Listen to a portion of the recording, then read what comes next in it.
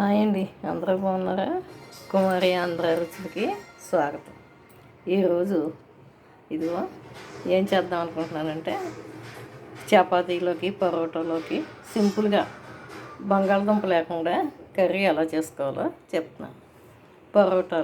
పరోటాలోకి సింపుల్గా గ్యాస్ నొప్పులు అవి లేకుండా బంగాళదుంపలు లేకుండా ఇలా ఈ 2 ఉల్లిపాయలు సన్నగా తరిగేసుకొని టమాటా కూడా వేసుకోవచ్చు.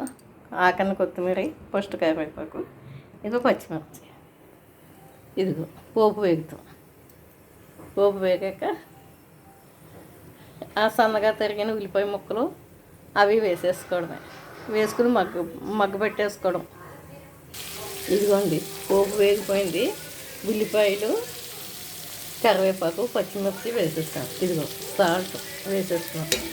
ఈ సాల్ట్ ఎందుకు వాడుకుంటున్నామంటే ఫస్ట్లో మేము కూడా సాల్ట్ వాడేవాళ్ళం, కానీ ఇప్పుడు ఇదే వాడమంటున్నారు. సోడియం ఎక్కువ ఉంటుంది, ఈ కల్లుప్పే గట్టి ఉప్పే వాడమంటున్నారు కదా, అందుకని ఇది వాడుతున్నాం.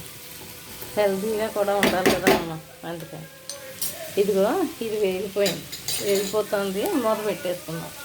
ఉప్పు పసుపు అన్నీ వేస్తాం కదా, మూత పెట్టేసుకున్నాం. ఇదిగో ఇది టమాటా ముక్కలు తరుక్కున్నాం.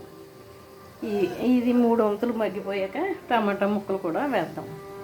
వేసిన తర్వాత మనకి చపాతీలోకి పరోటాలోకి మసాలా కర్రీ కావాలనుకోండి, అదే అల్లం వెల్లుల్లి పేస్ట్ కూడా వేసుకోవచ్చు. లేకపోతే ఇందులోనే మసాలా పౌడర్ కూడా వేసుకోవచ్చు. చపాతీలోకి పరోటాలోకి నేను ఎక్కువ మసాలా కర్రీ చేస్తాను, కానీ ఈవేళ కొంచెం ఎందుకులే మసాలాలు ఎక్కువ వాడడం అని ఇలా సాఫ్ట్గా చేస్తున్నాం. ఆ కర్రీ చేసినప్పుడు కూడా చూపిస్తాం. ఇదిగోండి ఇలాగా కూర అయిపోతాం. నా దగ్గర ఈ పౌడర్ ఉంది, ఇది వేసేద్దాం. ఇంకొంచెం ఉడికాక వేసేద్దాం. ఇంకొంచెం ఉడికాక వేసేద్దాం. వేసి ఇదిగో నేను శనగపిండితో వాటర్లో ఇదిగో కొంచెం శనగపిండి కలుపుకున్నాం. అది ఈ పౌడర్ వేసుకుందాం. ఇదిగో మగ్గిపోతాం, బాగా ఉడికిపోయింది. ఇప్పుడు ఇది ఆచి మసాలా పొడి వేస్తే మనం బంగాళదుంప వేసుకుని కూడా వేసుకోవచ్చు, చాలా బాగుంటుంది. అది లేకపోయినా కూడా ఇలా వేసుకోవచ్చు.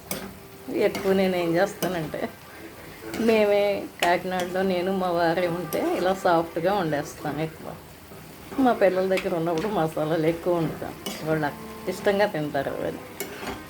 అందుకని ఇది సింపుల్గా సాఫ్ట్గా గ్యాస్ నొప్పులు అవి ఏమీ లేకుండా ఉంటుందన్నమాట.